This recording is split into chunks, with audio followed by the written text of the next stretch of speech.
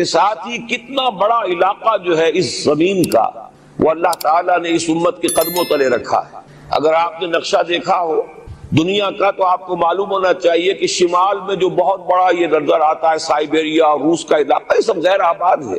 اس طرح شمالی امریکہ میں بھی کینیڈا سے اوپر بڑے بڑے آپ کو بر اعظم سے نظر آئیں گے، یہ سب غیر آباد ہیں۔ جو آباد علاقہ ہے دنیا کا اور جو زرخیز علاقہ ہے دنیا کا، اس کا کتنا بڑا حصہ ہے کہ جو امت محمد صلی اللہ علیہ وسلم کے قدموں تلے۔ انڈونیشیا ملائیشیا سے چلے آئیے، اس کے بعد مسلسل چاہے کہیں مسلمان اقلیت میں تھوڑے بہت ہیں، لیکن پھر بنگلہ دیش آتا ہے، بڑی عظیم اکثریت کا ملک ہے۔ پھر بھارت میں اگرچہ اقلیت میں ہے لیکن 20 کروڑ مسلمان بھارت میں اس وقت ہے۔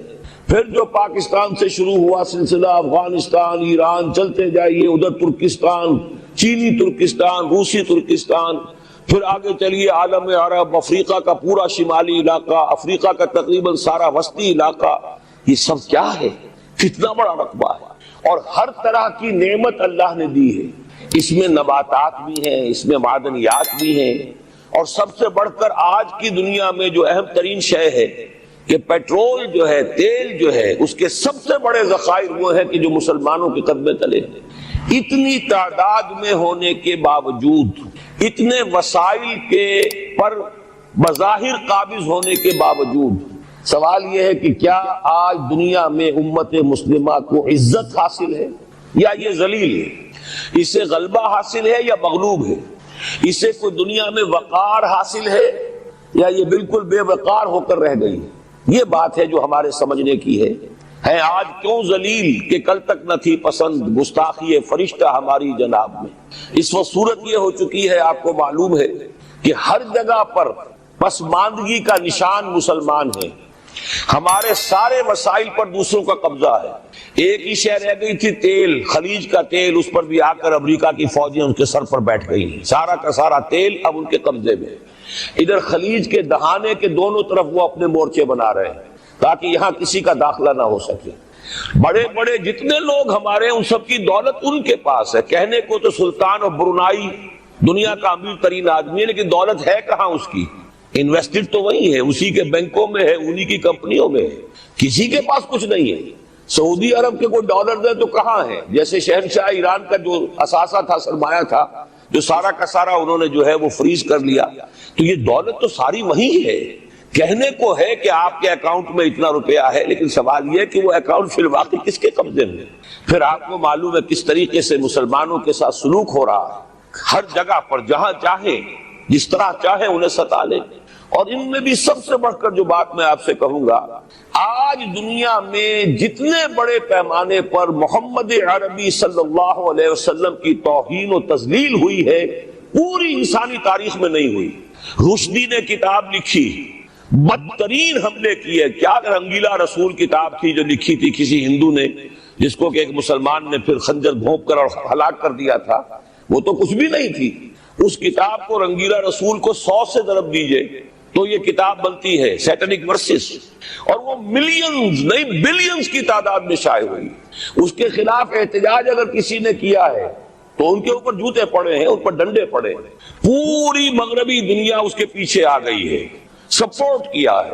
لے دے کے ایک ملک نکلا ایران، اس نے کم سے کم یہ کہ اس کے قتل کا فتویٰ تو دیا، لیکن کیا کرے، قتل کرنے کی تو نوبت نہیں آئی۔ پورا عالم عیسائیت اس کی پشت بنا ہے، اس کی مدد کر رہا ہے۔ یہ اتنی بڑی توہین محمد رسول اللہ صلی اللہ علیہ وسلم کی اور آپ کی ازواج مطہرات کی، اور یہ بظاہر ایک ایسے شخص کے ہاتھوں جس کا نام مسلمانوں کا سا ہے، اس کا اتنا بڑے پیمانے پر ہونا، اور پھر یہ کہ مسلمان 120 کروڑ ہونے کے باوجود کچھ نہیں کر سکتے۔ میں وہ چیزیں نہیں گنوانا چاہتا کہ 15 لاکھ جو ہیں وہ ہمارے افغان بھائی جو ہیں انہوں نے جانیں دی، فائدہ کس کو پہنچا؟ تاحال امریکہ کو، کہ اس کی جو مد مقابل قوت تھی USSR وہ ختم ہو گئی۔ اسی طریقے سے جو کچھ کشمیر میں ہو رہا ہے، ہماری بے ہمیتی، بے غیرتی کا عالم یہ ہے۔ ہم کچھ اندر خانے تھوڑی بہت کو مدد کر کے سمجھتے ہیں کہ ہم نے فرض ادا کر دیا، جبکہ فرض تو یہ ہونا چاہیے تھا کہ ہم براہ راست اعلان کرتے اور انڈیا کو الٹیمیٹم دیتے کہ سٹاپ دس بزنس، یا یہ کہ پھر ہم سے جنگ ہے۔ جنگ کا نتیجہ تو پھر اللہ جس کو چاہے دے گا۔ اگر انسان اللہ تعالیٰ پر اعتماد رکھتا ہو، توکل رکھتا ہو، اپنے موقف کی حقانیت پر بھی اسے یقین ہو، تو کم من فیۃ قلیلۃ غلبت فیۃ کثیرۃ تاریخ میں ہمیشہ ہوتا آیا ہے کہ چھوٹی قوتیں جو ہیں ان کو غلبہ اللہ نے عطا کیا ہے بڑی قوتوں پر، لیکن بے غیرتی کا عالم یہ ہے، بے حمیتی کا عالم یہ ہے، زبانی کلامی ہم سے بڑا ہمدرد کوئی نہیں مسلمانان کشمیر کا، جس لیڈر کو دیکھو بڑھ چڑھ کر بیان دے گا، لیکن عملاً ہم کیا کر رہے ہیں؟ یہ ساری صورتحال جو میں نے آپ کو بتائی ہے، ویسے تو اب یہ کہ اگر اس میں ایک خاکہ سا میں نے آپ کے سامنے رکھا ہے، اس میں رنگ بھروں تو ظاہر ہے کہ یہ پورا گھنٹہ اسی میں لگ جائے گا، لیکن جو اس کا اصل لب لباب ہے وہ یہ ہے کہ ہم اپنی جگہ بڑے خوش ہیں کہ ہم امت مرحوم ہیں، ہم تو امت محمد ہیں صلی اللہ علیہ وسلم، ہم تو اللہ کے پیارے ہیں، ہم اللہ کے لاڈلے ہیں، ہمیں اللہ کی شفاعت، ہمیں اللہ کے رسول کی شفاعت بھی ملے گی، جنت تو گویا کہ ہمارا پیدائشی مقام ہے۔ یہ سارے جو بھی ہمارے ذہنوں کے اندر ہیں خیالات، اور یہ جو ہمارے من گھڑت عقائد ہیں، آپ سوچئے کہ جب ہم جو آبجیکٹو کنڈیشنز ہیں، گیون کنڈیشنز ہیں، جو سامنے کے حالات ہیں، ان سے جب تقابل کرتے تو معاملہ بہت مختلف ہے۔ یہ کیوں ہے؟ اصل میں سوال جب تک آپ اپنے سامنے نہیں رکھیں گے اس کا جواب جو ہے، اب اس پر غور کیجئے کیوں ہے؟ کیا اللہ تعالیٰ کو محمد الرسول اللہ کی عزت و حرمت پیاری نہیں ہے؟ کیا محمد الرسول اللہ اللہ کے پیارے نہیں ہیں، حبیب رب العالمین نہیں ہے؟ کیا اللہ تعالیٰ کو کفار سے زیادہ محبت ہے؟ کیا وجہ ہے؟ رحمتیں ہیں تیری اغیار کے کاشانوں پر، اور برف گرتی ہے تو بیچارے مسلمانوں پر۔ سائنس میں وہ آگے ہیں، مالیات پر ان کا شکنجہ کسا ہوا ہے پوری دنیا پر، تہذیب ان کی ہے، تمدن ان کا ہے، ہم تو ان کے کیمپ فالوورز ہیں، نقش قدم پر چل رہے ہیں، ہم تو ان کی صرف یہ کہ نقالی کر رہے ہیں۔ تو سوچئے وجہ کیا ہے؟ کیا اللہ کو کفر زیادہ پسند ہے اسلام سے؟ کیا اللہ کو محمد الرسول اللہ صلی اللہ علیہ وسلم کی عزت و حرمت کا کوئی خیال نہیں؟ سوچنے کی بات ہے۔ ظاہر بات ہے کہ ان سوالات کا جواب تو ہاں میں آپ نہیں دے سکتے، یقیناً ایسا نہیں ہے۔ بہرحال وہ کافر ہیں، وہ اللہ کو نہیں مانتے، اللہ کے رسول کو نہیں مانتے، چلیے اللہ کو کسی نام سے مان لیا، گاڈ کہہ دیا، لیکن اللہ کے رسول کو تو نہیں مانتے۔ ایمان کا سارا دار و مدار تو رسالت پر ہے، اللہ کے اس کلام کو تو نہیں مانتے، اور اس کے باوجود ان کے لیے عزت ہے۔ رحمتیں ہیں تیری اغیار کے کاشانوں پر، برف گرتی ہے تو بیچارے مسلمانوں پر۔ یہ ایک لمحہ فکریہ ہے، یہ سوچنے کی بات ہے کہ ایسا کیوں ہے۔ اس کا جو جواب میں یا بنی اسرائیل اذکروا نعمتی التی انعمت علیکم واوفوا بعہدی اوف بعہدکم وایای فارہبون۔ بنی اسرائیل، چونکہ یہ لفظ پہلی مرتبہ قرآن مجید میں آ رہا ہے تو یہاں تھوڑی سی وضاحت کرنی ہوگی۔ ابن جو عربی میں بیٹے کے لیے آتا ہے ابن، اس میں جو شروع کا حمزہ ہے یہ در حقیقت اضافی ہے، اصل لفظ جو ہے بے نون پر مشتمل ہے، اسی لیے اس کی جمع سالم آتی ہے بنون۔ قرآن مجید میں المال والبنون زینت الحیات الدنیا، تو یہ جو اس کی جمع سالم ہے وہ در حقیقت بنون ہے، اور پھر اس کی حالت نسبی اور حالت جری بنین ہوگا، اور جب یہ مضاف بن جائے گا تو اس کا وہ نون گر جائے گا، تو اے بنی اسرائیل، اے اسرائیل کی اولاد۔ لفظی ترجمہ ہوگا اے اسرائیل کے بیٹوں، لیکن یہ کہ مراد اولاد ہے، اس میں برسبیل تغلیب اگرچہ خطاب مردوں سے ہو رہا ہے جیسے کہ قرآن مجید میں اکثر و بیشتر ہے، لیکن یہ کہ اس میں خواتین بھی شامل ہیں۔ تو یا بنی اسرائیل، اے اسرائیل کے بیٹوں۔ اسرائیل سے مراد کیا ہے؟ اس پر اتفاق ہے، اجماع ہے، حضرت یعقوب کا یہ لقب ہے۔ البتہ یہ لفظ بنا ہے اسم اور ایل دو سے مل کر۔ ایل کا لفظ جو ہے وہ عبرانی زبان میں الہ کے لیے ہے، الہ اور ایل ویسے بھی قریب قریب ہیں، اسی لیے تمام فرشتوں کے نام جبرائیل، میکائیل، اسرائیل، یہ تمام الفاظ کے ساتھ جو ایل آتا ہے یہ در حق اسماعیل بھی، سما اور ایل، چونکہ حضرت ابراہیم علیہ السلام نے دعا کی تھی پروردگار بیٹا عطا فرما، اس اعتبار سے جب اللہ تعالیٰ نے بیٹا عطا فرمایا تو اسماعیل نام رکھا، یعنی اللہ نے سن لیا۔ جیسے ہمارے ہاں دیہات میں یہ خاص طور پر جانگلی علاقہ جو کہلاتا ہے، اللہ ڈوایا، اللہ سنیا، یعنی یہ اللہ نے جس کے بارے میں ہماری دعا سنی اور ہماری استدعا کو قبول فرمایا، تو یہ گویا کہ اسماعیل کے معنی یہ ہے۔ تو اسرائیل جو ہے اسر اور ایل سے مل کر بنا ہے۔ عبرانی اور عربی زبان کے بارے میں یہ اختلاف ہے، ایک رائے تو یہ ہے کہ ماں بیٹی کا رشتہ ہے، عربی زبان عبرانی سے نکلی ہوئی، لیکن زیادہ اکثر محققین کی رائے یہ ہے کہ یہ دونوں بہنیں ہیں، کوئی اور کامن زبان تھی، سیمیٹک لینگویج ابتدائی، جس سے کہ یہ دونوں زبانیں پھر وجود میں آئی ہیں. گویا کہ ان کے درمیان رشتہ جو ہے وہ بہنے ہونے کا ہے، ماں اور بیٹی کا نہیں ہے، لیکن ظاہر بات ہے کہ مشابہت اور ان کے اندر جو ہے قرب جو ہے اور مناسبت وہ بہت نمایاں ہے. اسر کے دو ترجمے کیے ہیں. یہودی علماء تو اس پر بہت زیادہ جزم کے ساتھ قائم ہے کہ اسر سے مراد ہے بطن، یعنی رجل عظیم، جواں مرد، بہت باہمت انسان. اس لیے کہ ان کے ہاں یہ عقیدہ ہے اور بڑی تحریف جو ہوئی ہے تورات میں، اس میں ایسی ایسی باتیں بھی ہیں. حضرت یعقوب کی جو مدح کی گئی ہے اس میں اس حد تک مبالغہ ہے کہ حضرت یعقوب کی اللہ تعالیٰ کے ساتھ کشتی ہوئی اور اللہ کو پچھاڑ لیا حضرت یعقوب نے. تو معلوم یہ ہوا کہ یہ تو بڑے بہادر اور بہت جری انسان، اس اعتبار سے وہ بطل اور رجل کا ترجمہ کرتے ہیں اسر کا. لیکن یہ کہ صحیح ترجمہ جو ہے وہ اسر کا ہے بندہ، عبد. اس لیے کہ عربی کا لفظ جو بنا ہے اسیر، اسیری، کوئی کسی کا غلام ہے اسیر، اسی سے لفظ اسرا بنا ہے. اسرا ہے کنبہ، کنبہ بھی آپس میں جڑا ہوا ہوتا ہے، ان کے بندھن ہوتے ہیں دوستی کے، محبت کے، اخوت کے. تو اسی طریقے سے یہ اسر کا لفظ آتا ہے کسی بندھن کے لیے. اسیر جو ہے پچھلے زمانے میں جبکہ جیلوں کا رواج نہیں تھا تو اگر کسی شخص کے ذمے کسی کی کوئی رقم ہوتی تھی دینی تو اس شخص کو اس کے حوالے کر دیتے تھے. وہ اس کا ذاتی قیدی ہوتا تھا، ذاتی اسیر، اس کی تحویل میں رہتا تھا. جب تک کہ اس کے اعزاء اقارب آ کر وہ رقم ادا نہ کر دے وہ شخص اس کی تحویل میں رہتا تھا، وہ اس کا اسیر ہوتا تھا. اس اعتبار سے غلام کے معنی میں یہ لفظ جو ہے مستعمل ہے. تو اسرائیل کا ترجمہ ہوگا عبداللہ. اذان تو میں عرض کر رہا تھا کہ اسرائیل کا ترجمہ ہوا عبداللہ. گویا کہ اب تک ہم نے یا بنی اسرائیل کا ترجمہ کیا اے اللہ کے بندے کی اولاد. مراد ہے حضرت یعقوب علیہ الصلوۃ والسلام. حضرت یعقوب حضرت اسحاق کے بیٹے ہیں. حضرت اسحاق حضرت ابراہیم علیہ السلام کے دوسرے بیٹے ہیں. حضرت ابراہیم کو پہلا بیٹا اللہ نے عطا فرمایا اسماعیل. اسی لیے میں عرض کر چکا ہوں سما اور ایل سے مل کر بنا ہے.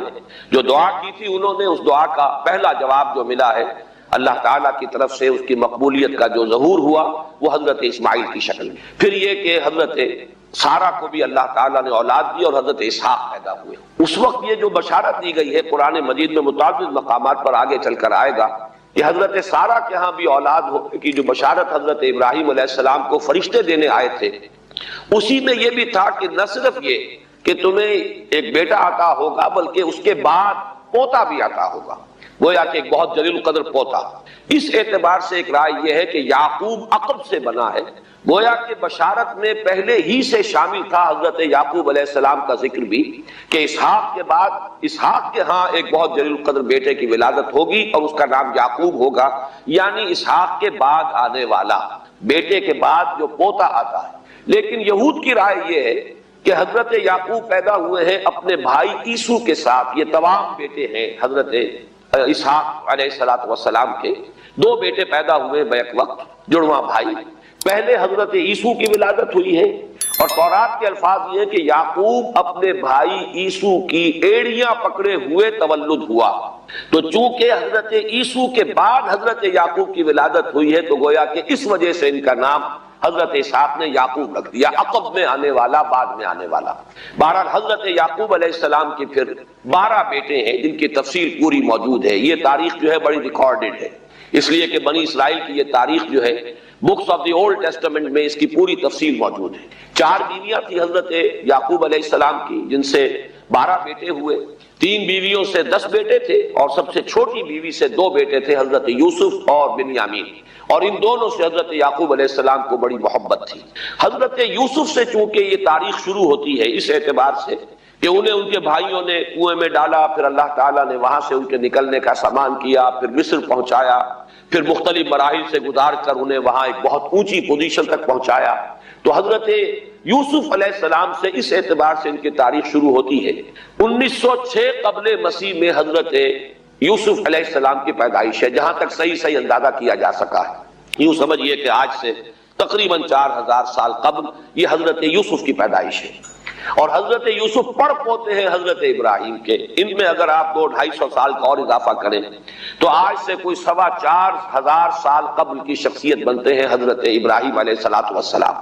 حضرت یوسف کے زمانے میں پھر جیسے کہ وہ تفصیل سورہ یوسف میں آئے گی، یہ پورا خاندان آ کر کنعان میں تھے لیکن وہاں سے آ کر مصر میں آباد ہو گئے. مصر میں ان کا بڑا اعزاز ہوا، اکرام ہوا. اس کے خاص حالات تھے کہ مصر میں اس وقت جو بادشاہت تھی وہ اصل مصر کے لوگوں کی نہیں تھی، بلکہ یہ بھی سیمیٹک لوگ تھے جو جا کر جنہوں نے عراق وغیرہ کے علاقے سے ہی جا کر انہوں نے فتح کیا تھا مصر کو، لہذا انہیں فرعون نہیں کہا گیا قرآن مجید میں، وہ فرعونہ کا خاندان نہیں ہے، بلکہ وہ تاریخ میں ہکس آف کنگز کہلاتے ہیں۔ تاریخ مصر میں وہ 15واں خاندان کہلاتا ہے وہاں کے بادشاہوں کا، 15th ڈائنیسٹی، اور یہ چونکہ لوکل نہیں تھا اس لیے ان کو فرعون نہیں کہا جائے گا، بلکہ یہ ہکس آف کنگز چرواہے بادشاہ تھے کہ جو عرب کے ان علاقوں سے آئے تھے جزیرہ نما سے، اور وہاں سے وہ چرواہے تھے، ان کا تو پیشہ ظاہر بات ہے صحرا میں کیا ہوتا ہے، بھیڑیں بکریاں پالنا، لیکن انہوں نے آ کر مصر کو فتح کیا، وہاں ان کی بادشاہت ہو گئی۔ محسوس ایسا ہوتا ہے کہ ایک سیاسی پہلو موجود تھا، وہ جو بادشاہ مصر نے جس طریقے سے اعزاز کیا ہے حضرت یوسف علیہ السلام کا، پھر جو اختیار دیا، جو اقتدار دیا، جو ان کو حیثیت دی، پھر انہیں اجازت دی کہ اپنے پورے خاندان کو بلا لیں، اور پھر مصر کا بہترین جو زرخیز ترین علاقہ تھا وہ انہیں عطا کر دیا کہ یہاں آباد ہو جاؤ، جشن کا علاقہ، یا گوشن بھی کہتے ہیں، جشن بھی کہتے ہیں۔ یہ جو نائل کا ڈیلٹا ہے کہ جو جا کر آپ کو معلوم ہے کہ دریا جو ہیں جب بہت سی شاخوں میں تقسیم ہو جاتے ہیں سمندر میں گرنے سے قبل، تو وہ ڈیلٹا جو ہے زرخیز ترین علاقہ ہوتا ہے۔ آرٹیفیشل اریگیشن کے اور نظام تو تھے نہیں، جہاں دریا ہی چھوٹی چھوٹی نہروں کی شکل اختیار کر لے وہاں گویا کہ وہ فطری طور پر جو ہے بڑے وسیع رقبے کے اندر اریگیشن ہو سکتی ہے، تو اس ڈیلٹا کے علاقے میں بہترین علاقہ ان کو دیا گیا، وہاں آباد ہو جاؤ۔ وہاں یہ رہے ہیں گویا کہ پیرزادوں کی حیثیت، ابھی ان کے پاس کوئی شریعت نہیں، ابھی کوئی کتاب نہیں ملی، ابھی صرف یہ ایک خاندان ہے، حضرت ابراہیم کی نسل کا ایک خاندان، اس لیے کہ حضرت ابراہیم کی نسل میں حضرت اسماعیل کی نسل ہے کہ جو عرب میں آباد ہو چکی، ان کی نسل میں پھر حضرت اسحاق کے بیٹوں میں سے بھی عیسو کی نسل وہ اور جگہ پر آباد ہو چکی۔ اس اعتبار سے یوں نہ سمجھیے کہ نسل ابراہیم صرف ان پر مشتمل ہے، اسی طرح بنی قطورہ تیسری جو آپ کی اہلیہ تھی ان کی اولاد بھی، تو گویا کہ یہ بہت وسیع حلقہ ہے جو اولاد ابراہیم کا ہے۔ تو اولاد ابراہیم میں سے ایک شاخ ہے جو آ کر، یعنی حضرت یعقوب کے 12 بیٹے اور حضرت یعقوب بھی آ کر یہاں آباد ہو گئے، اور یہاں پھر یہ کچھ عرصے تک تقریباً 100-150 برس تک تو بڑے عیش میں رہے۔ یہ تقریباً یوں سمجھیے کہ 1850 قبل مسیح میں ان کا داخلہ ہوا ہے مصر کے اندر، اور وہاں پر 150 برس جو ہیں انہوں نے بڑے عیش میں گزارے ہیں۔ یہ پیرزادے تھے اس لیے کہ بادشاہ معتقد ہو چکا تھا حضرت یوسف علیہ السلام کا، اگرچہ یہ تو ثابت نہیں ہوتا کہ وہ ایمان لایا ہو حضرت یوسف علیہ السلام پر، اس کا کوئی ثبوت نہیں، لیکن معتقد تھا، اور ان کی نیکی کا، پارسائی کا، شرافت کا، ذہانت کا، صلاحیتوں کا اعتراف پوری قوم کو تھا، جس طریقے سے کہ انہوں نے اس ملک کی جو نیا ہے اس کو جس طرح پار لگایا ہے، وہ شدید ترین قحط کا جو ایک دور آیا اس میں سے، اور جتنا بہترین انتظام کیا اس کی بنا پر ان کی صلاحیتوں کے سب معترف تھے۔ تو وہ 130 برس کی عمر میں غالباً ان کا انتقال ہوا ہے، اور 80 برس تک انہوں نے مصر پر گویا کہ جو سب سے زیادہ با اختیار شخص وہاں تھا بادشاہ کے بعد، بادشاہ اپنی جگہ پر تھا، لیکن یہ کہ جو بادشاہ کے بعد سب سے زیادہ با اختیار شخصیت تھی وہ حضرت یوسف کی تھی 80 برس تک، اور اس عرصے میں، اور پھر یہ 150 برس جو میں نے عرض کیا ہے کہ اس میں یہ خوب پھلے پھولے، ان کی اولاد جو ہے وہ کثرت کے ساتھ پھیلی، لیکن اس کے بعد وہاں پھر ایک انقلاب آیا۔ اس انقلاب کو آپ کہیں گے جیسے کہ مختلف ممالک میں آتا ہے، اب سنز آف دی سوائل جو اس ملک کے رہنے والے تھے، اصل آبادی قبطیوں کی، انہوں نے بغاوت کی اور ہکسوس کنگز کو نکال دیا، وہ خاندان ختم ہو گیا۔ جب وہ چلے گئے تو جو ہکسوس کنگز کے یہ گویا کہ بہت ہی منظور نظر تھے اور یہ مراعات یافتہ طبقہ تھا بنی اسرائیل کا، حضرت یعقوب کی اولاد کا، اب ان پر عتاب شروع ہوا، اب ان کا زوال آیا۔ تو یوں سمجھیے کہ تقریباً 400 برس اس کے بعد ان کے بڑی ہی شدت کے اور بڑی سخت غلامی کے، رفتہ رفتہ اس میں شدت پیدا ہوتی گئی ہے، لیکن یہ ہے کہ یہ 400 برس اس لیے کہ پھر 1300 قبل مسیح میں 550 برس بعد پھر ان کا ایکسوڈس ہوا ہے مصر سے، جب حضرت موسیٰ علیہ السلام کو اللہ تعالیٰ نے مبعوث فرمایا، پھر حضرت موسیٰ علیہ السلام ان کی نجات کا ذریعہ بنے، اور پھر مصر سے لے کر وہ انہیں نکلے ہیں، معجزانہ انداز میں ہی سمندر کو پھاڑ کر ان کے لیے اللہ نے راستہ بنایا ہے، قدم قدم پر معجزوں سے ان کی تائید کی ہے، کھانے پینے کے لیے صحرائے تیہ میں کچھ نہیں تھا تو من و سلوہ دیا ہے، پانی پینے کے لیے نہیں تھا تو ایک ضرب سے چٹان میں سے 12 چشمے جو ہے اللہ تعالیٰ نے بہا دیے کہ 12 قبیلے ہیں آپس میں لڑے نہ، کہیں پانی پینے پلانے پہ جھگڑا اور کہیں گھوڑا آگے بڑھانے پہ جھگڑا، قبائلی زندگی میں یہ بڑا سینسیٹیو ایشو ہوتا ہے، لہذا قد علم کل اناس مشربہم، ہر قبیلے کے لیے ایک گھاٹ معین ہو گیا، تمہارا چشمہ یہ ہے، تمہارا چشمہ یہ ہے، ایک ضرب سے 12 چشمے پھوٹ گئے۔ پھر انہیں وہاں کوہ طور کے قریب پڑاؤ ڈال کر ان کو وہاں چھوڑ کر حضرت موسیٰ علیہ السلام جو ہے اللہ تعالیٰ کی طلبی پر کوہ طور پر گئے ہیں، وہاں تورات عطا ہوئی۔ تو تورات کے عطا کیے جانے کے بعد اب سمجھیے کہ اب ان کی حیثیت ایک امت کی بن گئی، کتاب پر امت کی تشکیل ہوئی۔ یہ امت مسلمہ قرآن مجید کی بنیاد پر امت ہے۔ جب یہ کتاب دی گئی ہے، اس کی بنیاد پر ایک شریعت دی گئی ہے، کتاب دی گئی ہے، کتاب ہدایت ہے، تو اس نے امت کی شکل اختیار کی۔ یہی وجہ ہے کہ لفظ امت جو ہے قرآن مجید میں صرف مکی صورتوں کے اندر، مدنی صورتوں میں استعمال ہوا ہے۔ کنتم خیر امت اخرجت للناس سورہ آل عمران میں، کذالک جعلناکم امۃ وسطا لتکونوا شہداء علی الناس ویکون الرسول علیکم شہیدا، یہ سورہ بقرہ میں آگے چل کر آ جائے گا۔ تو اصل میں جیسے تشکیل امت جو ہوئی ہے وہ در حقیقت مدنی دور میں آ کر ہوئی ہے، جبکہ شریعت عطا کی جا رہی ہے۔ اسی طریقے سے یہ ایک خاندان تھا، حضرت ابراہیم کی نسل کی ایک شاخ، اس نے امت کی حیثیت اختیار کی ہے، جبکہ صحرائے تیہ میں جب ان کا قیام تھا اور اس صحرائے سینا میں، اور وہاں پر پھر حضرت موسیٰ علیہ السلام کو تورات دی گئی اور شریعت دی گئی، تب سے یہ امت ہے۔ اور یہ ہے 1300 قبل مسیح، 610 عیسوی میں۔ اب سمجھیے 1300 وہ جمع کیجئے، 610 یہ جمع کیجئے، 1910 برس بعد پھر حضور صلی اللہ علیہ وسلم پر قرآن مجید کی وحی کا آغاز ہوا، اور 622 میں حضور نے ہجرت فرمائی، اور اس کے بھی کوئی 2 سال یا 1 سال کے بعد جو ہے یہ آیات نازل ہو رہی ہیں جو ہم اس وقت پڑھ رہے ہیں۔ تو یہ سارا جو ہے تاریخی پس منظر ذہن میں رکھیے کہ یہ تقریباً 2000 برس کی تاریخ جو ہے ان کی بحیثیت امت۔ ویسے تو ان کی تاریخ اگر شروع کریں گے بنی اسرائیل تو حضرت یعقوب سے شروع ہونی چاہیے، اور وہ اس سے زیادہ ہو جائے گی طویل، لیکن در حقیقت امت کی حیثیت سے ان کی تاریخ 2000 برس کی شمار ہوگی کہ 1300 قبل مسیح میں جب ہجرت کی ہے حضرت موسیٰ علیہ السلام نے اپنی قوم کو لے کر مصر سے، اور جب صحرائے سینا میں آئے ہیں، سینائی پیننسولا میں، اور پھر کتاب ملی ہے، تورات عطا کی گئی، شریعت عطا کی گئی، تب سے اس کا امت کی حیثیت سے آغاز ہوا۔ ایک بات اور نوٹ کر لیجئے، ان کو امت مسلمہ کیوں نہیں کہا گیا؟ اس کے لیے اس کا ایک سبب ہے۔ در حقیقت امت مسلمہ کا لفظ یا خیر امت یا امت کا لفظ جو ہے اس موجودہ امت کے لیے اس لیے استعمال کیا گیا ہے کہ یہ امت کسی ایک نسل پر مشتمل نہیں، یہ امیین اس کے نیوکلیس ہے، لیکن یہ کہ ہر نسل کے لوگ اس میں آ کر شامل ہوئے ہیں، ہر قوم جو ہے اس میں آ گئی ہے، اس لیے اس کا نام جو ہے وہ صفاتی ہے، امت مسلمہ۔ لیکن چونکہ یہ سابقہ امت مسلمہ ایک ہی نسل پر مشتمل ہے، حضور صلی اللہ علیہ وسلم سے پہلے کسی نبی اور کسی رسول کی بعثت اس کی قوم سے باہر نہیں ہوئی، کسی ایک خاص قوم کی طرف بعثت ہوئی ہے، کسی خاص علاقے کی طرف بعثت ہوئی ہے۔ بعثت عمومی الی کافۃ الناس، یہ صرف محمد الرسول اللہ صلی اللہ علیہ وسلم کی امتیازی شان ہے۔ وما ارسلناک الا کافۃ للناس بشیرا ونذیرا۔ اس اعتبار سے ان کا جو ہے اس میں علم گویا کہ بنی اسرائیل ہی ہے کہ جو برقرار رہا ہے، اے اسرائیل کی اولاد۔ اگرچہ میں اس موضوع پہ تقریریں کر چکا ہوں، لیکن آج پھر اس گفتگو کے حوالے سے بات چیزیں تازہ کرتا ہوں۔ اس وقت عالمی سطح پر یہودی جمع عیسائی بریکٹ میں کر لیجیے، اور امریکہ جمع یورپ یہ بریکٹ میں کر لیجیے، ان کا اندر معاملہ کیا ہے؟ اصل جو ہے اس میں پیچھے مائنڈ ہے، ماسٹر مائنڈ، سازشی ذہن وہ یہود کا ہے۔ باقی عیسائی اعلی کار بن گئے ہیں۔ جو 100% اعلی کار ہے یہود کا وہ پروٹیسٹنٹس ہیں۔ پروٹیسٹنٹزم یہود ہی نے پیدا کرایا تھا، یہود ہی نے یورپ کے اندر سود کا رواج شروع کروایا، ورنہ سود حرام تھا وہاں پر بھی، یوزری بھی اور کمرشل انٹرسٹ بھی، دونوں حرام تھے، یہ یہودیوں نے کروایا۔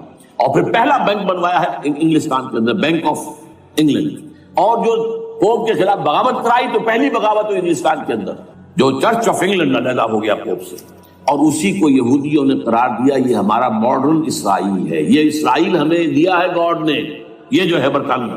اس کے کچھ عرصے کے بعد یہی جو ہے ایکسوڈس ہوا ہے، اور وہ امریکہ میں جا کے آباد ہوئے، لہذا امریکہ کو بھی جیوز نے کہا ہے دس از another اسرائیل، یہ ہمارے اصل اسرائیل، ماڈرن اسرائیل یہ ہے۔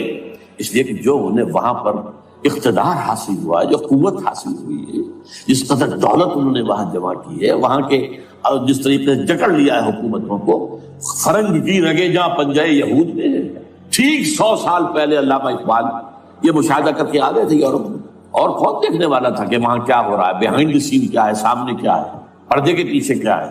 فرنگ کی رگے جہاں پنجائے یہود میں، اس وقت فرنگ کا امام تھا برطانیہ، یہ وہ سلطنت تھی جس پر سورج کبھی غروب نہیں ہوتا تھا۔ آج وہ فرنگ کا امام امریکہ، یہ برطانیہ تو اب وہ جو ایک نظم ہے کہ بچپن میں پڑھی تھی، London bridge is going down going down going down, اس کی مثال ہے۔ برطانیہ کی کوئی حیثیت ہی نہیں، ورلڈ پاور کی حیثیت نہیں ہے، وہ تو چھوٹا بھائی اس نے بنا رکھا امریکہ نے اپنا، تو اس حیثیت سے جو ہے اس کی کوئی حیثیت ہے، ورنہ کوئی اور حیثیت نہیں۔ بہرحال ان دونوں میں یہ ہے کہ پیچھے ماسٹر مائنڈ، سازشی ذہن، پلاننگ، سکیم ساری یہودی، اعلی کار امریکہ سب سے بڑھ کر، اس کے بعد برطانیہ، اور اس میں اصل پروٹیسٹنٹس، ان میں بیپٹسٹ، ان میں اس سے بھی آگے بڑھ کر ایونجلسٹ، جن کو کہتے ہیں بورن اگین کرسچنز، جن کو کہتے ہیں نیو کنزرویٹو کرسچنز، یہ تمام اصطلاحات آپ اخبارات میں پڑھتے ہوں گے، ان کو گروپ کرنا، یہ اصل اعلی کار، ان کو ایک نیا نام دیا گیا ہے کرسچین زائونسٹ۔ ایک یہودی زائونسٹ ہیں، سارے یہودی زائونسٹ نہیں ہیں، بہت سے یہودی ہیں جو یہ زائونسٹ کے مخالف ہیں۔ چنانچہ میری ہیوسٹن میں ملاقات ہوئی تھی ڈاکٹر وشو براڈ، بہت بڑا پروفیسر ایمیریٹس یہودی، لیکن یہ کہ اس نے کہا، ہمارے اجتماع میں کہا، ہمارا اجلاس تھا وہاں پر، ہم نے یہ جو ہے بلایا تھا ایک یہودی، ایک عیسائی اور ایک مسلمان، تینوں جو ہے وہ تقریریں کریں۔ نے کہا تھا کہ وی آر ناٹ سپورٹنگ اسرائیل۔ اس نے وہ عیسائی جو آیا ہوا تھا پروفیسر، اس نے کہا they are supporting Israel, we are not supporting Israel. اسی طرح میری جو ہوئی تھی round table conference, round table, اس میں ایک یہودی پروفیسر تھے، وہ ہسٹری کے پروفیسر، میں نام بھول رہا ہوں ان کا، انہوں نے کہا آئی ایم اینٹی زائنزم، میں زائنزم کے خلاف ہوں۔ تو زائنزم جو ہے اصل میں ایک سیکولر یہودیوں کی تحریک ہے، اور اس کے سب سے بڑے سپورٹرز کرسچین زائنسٹ وہ امریکہ میں بیٹھے ہوئے۔ یہ ہے صورتحال۔ یہ جان لیجئے کیتھولکس جو ہیں یہ اتنے پرو یہودی نہیں ہیں، اب رفتہ رفتہ وہ بھی اس کے اندر آ کر شامل ہو گئے۔ یورپ جو ہے زیادہ Catholics, Roman Catholics, Roman Catholics کا یہ بھی آپ نے جملہ پڑھ سنا ہوگا کہ یہ جو ترکی جو ہے ہمارا ملک، یہ جو کوشش کرتا رہتا ہے گھسنے کی یورپین یونین کے اندر، تو ایک دفعہ جان شراق نے کہا تھا، بڑا پیارا جملہ تھا، Why doesn't Turkey understand that we are a Christian club؟ یہ ہماری جو یونین ہے یورپین، یہ تو کرسچین کلب ہے، وہ مسلمان ہے، وہ کس وجہ سے آنا چاہتا ہے بندہ، کیوں تو داخل ہونا چاہتا ہے؟ Why doesn't Turkey understand that we are a Christian club؟ لیکن یہ ہے رومن کیتھولکس، اور ان کا میں بعد میں آپ کو بتاؤں گا۔ یہی آپ کو معلوم ہے کہ یورپ نے عام طور پر اسرائیل کا اتنا ساتھ نہیں دیا جتنا جو امریکہ دیتا رہا ہے، اور کسی درجے میں ان کے دلوں میں سافٹ کارنر جو ہے عرب فلسطینیوں کے لیے بھی رہا ہے۔ یہ معاملہ ایران کے بارے میں بھی رہا ہے، جس قدر اسٹرانگ ایکشن امریکہ لینا چاہتا ہے، یہ جو ہے اس کے ساتھ نہیں ہے۔ یہ دونوں فرق ہے، وہ میں اس کا ایک بنیاد بعد میں بتا دوں گا۔ بہرحال ان کا ایک جو ایجنڈا ہے وہ دو، سمجھیے کہ دو اس کے نکات ہیں، دو رسیوں کے مانند یہ آپس میں بٹا ہوا ہے۔ پہلا، عالم اسلام کے مادی اور مالیاتی وسائل، خصوصاً تیل پر قبضہ، یہ ان کا دنیاوی اعتبار سے، دولت کے اعتبار سے، وسائل کے اعتبار سے اس وقت کا ایجنڈا ہے۔ ویسے تو اس سے اوپر وہ چاہتے ہیں پوری دنیا پر، وہ تو بات کی بات ہے، لیکن ابھی نہ وہ روس کو چھیڑ رہے ہیں نہ چین کو چھیڑ رہے ہیں۔ چین تو ان کا سب سے بڑا جو ہے بزنس پارٹنر ہے، سب سے بڑا، اور چین کو رفتہ رفتہ وہ اپنی لائن پر لا رہے ہیں۔ اب تو صرف یہ کہ وہ ایک پارٹی گورنمنٹ وہاں رہ گئی ہے جو کہ کمیونزم کے دور کی یادگار ہے، باقی ان کی جو اکانومی ہے وہ تو آ چکی ہے اسی رختے پر جو یورپ کی ہے، مغرب کی ہے۔ نمبر دو ایجنڈا کیا ہے؟ دنیا میں کہیں بھی اسلام کے بحیثیت ایک نظام زندگی ظاہر ہونے کا کوئی موقع نہیں دینا۔ We have to nip the evil in the bud at any cost۔ یہ ان کے ایجنڈے کا دوسرا بڑا ہے۔ یہ دو ہیں انٹرٹوائنڈ، جیسے آپ لڑیوں کو بٹ دے کر رسی بناتے ہیں، ایسے یہ دو لڑیے ہیں۔ اسلام کا پولیٹیکل سوشو اکنامک سسٹم کہیں نہ آ جائے، ہو نہ جائے آشکارا شر پیغمبر کہیں، یہ ابلیس نے کنکلوڈ کیا، وہ جو ابلیس کی مجلس شورا ہے، ہو نہ جائے آشکارا شر پیغمبر، کہیں ایسا نہ ہو کہ پیغمبر کی شریعت دنیا کے سامنے آ جائے، پیغمبر کا نظام آ جائے۔ الحذر، آئین پیغمبر سے 100 بار الحذر، حافظ ناموس زن، مرد آزما مرد آفری، یہ معاشرت کی نظام ہو گیا۔ موت کا پیغام ہر نوع غلامی کے لیے، نہ کوئی فخور و خاکہ نہ گدائے رہنشی، یہ سیاسی نظام آ گیا، اور کرتا ہے دولت کو ہر آلودگی سے پاک و صاف، منعموں کو مال و دولت کا بناتا ہے امین، تم دولت کے امین و مالک نہیں ہو۔ اور اس سے بڑھ کر اور کیا فکر و عمل کا انقلاب، بادشاہوں کی نہیں اللہ کی ہے یہ زمین، ان الارض للہ، یہ نظام کہیں نہ آ جائے، یہ ہے جس پہ کہ وہ خطرہ محسوس کر رہا تھا۔ اور اس کے بعد یہ کہتے ہیں یہ تو تھا عصر حاضر کے تقاضے، لیکن یہ کہ صورتحال کیا ہے، ہو نہ جائے آشکارا شرع پیغمبر کہیں، ہے یہی، یہ معاملہ اس طرح رکھو کہ خود مومن ہے محروم یقین، یہ غنیمت ہے کہ خود مومن ہے محروم یقین۔ ہمیں اگر کوئی سہارا ملتا ہے تو اس سے کہ مومنوں کو بھی، نام نہاد مسلمانوں کو بھی اپنے اس نظام پر یقین نہیں. وہ نماز پر یقین رکھتے ہیں، روزے پر رکھتے ہیں، زکوٰۃ کو بھی جو بھی اللہ تعالیٰ نے جس کو توفیق دیتا ہے، حج کرتے ہیں، عمرے کرتے ہیں، یہ ہے سب.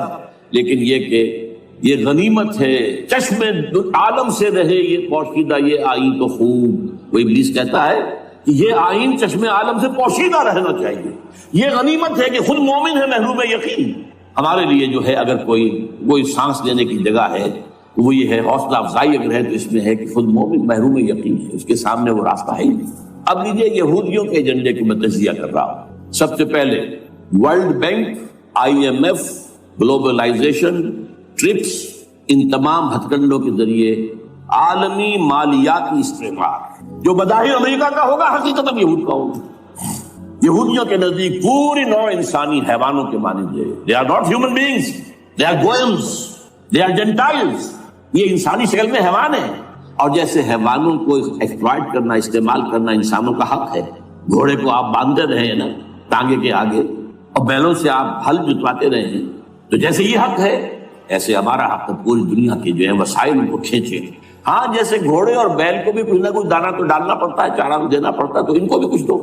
یہ پوری نوع انسانی ورکرز بن کر رہ جائے، حیوان بن جائیں، بالکل شہوت کے غلام بنا دو انہیں، اخلاقی اقدار کا بیڑا غرق کر دو، خاندانی نظام کو تہوبالا کر لو. یہ باقاعدہ جو Protocols of the Elders of the Zion سب میں موجود ہے لکھا ہوا، جو 1897 میں انہوں نے پاس کیا اپنا پروگرام بیسل میں، سوئٹزرلینڈ کا ایک شہر ہے.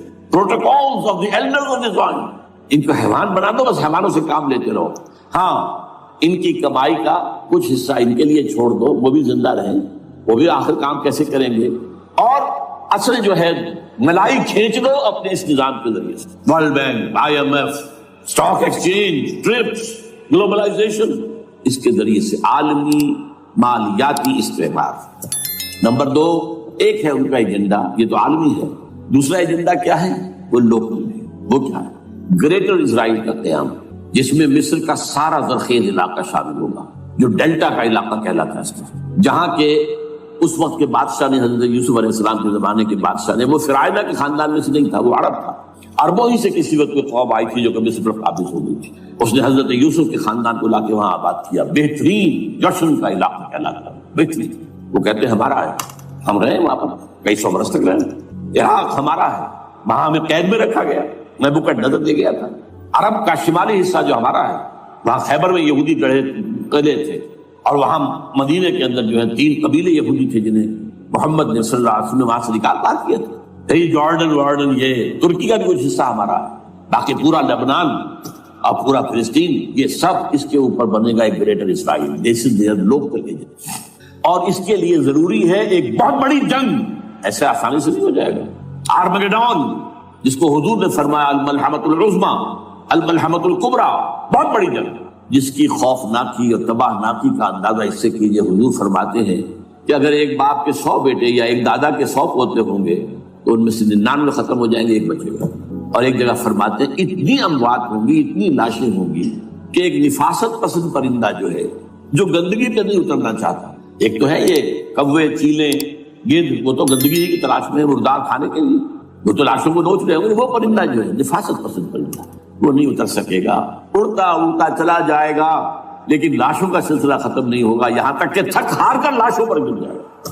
یہ دور نہیں ہے، اس لیے کہ اس پر متفق ہیں یہودی بھی اور عیسائی. پروٹسٹنٹس عیسائی اس کے اوپر پوری طرح متفق. آرمگیڈون، جسے آپ 3rd ورلڈ وار کہہ لیں، الملحمۃ العظمیٰ کہہ لیں، الملحمۃ الکبریٰ کہہ لیں، حضور کے الفاظ میں یہ آئے گی. اس کے نتیجے میں گریٹ اسرائیل بنے گا. نمبر 3 پھر بنے گا 3rd ٹیمپل، جو ٹائٹس نے گرا دیا تھا 70 میں، سن 70 عیسوی، جسے گرے ہوئے کتنا عرصہ ہو گیا؟ 2008. اندازہ کر لیجیے 1800 کتنے برس ہو چکے. وہ دوبارہ بنائیں گے 3rd ٹیمپل، اور اس کے لیے مسجد اقصیٰ کو گرائیں گے، اور ڈوم آف دی راک، قبۃ الصخرہ، وہاں لا کر پھر اس میں کنگ ڈیونز تھرون لا کے رکھا جائے گا. یہ بھی میرے علم میں پہلی مرتبہ اسی ٹرمپٹ کی اشارے سے آیا. وہ کیا ہے؟ حضرت داؤد کا. آج سے کتنے 1000 سال پہلے کی بات ہے، اندازہ کیجیے. 1000 قبل مسیح، اور یہ اب 2000 ہو گیا عیسوی، 3000 برس تو ہو گئے.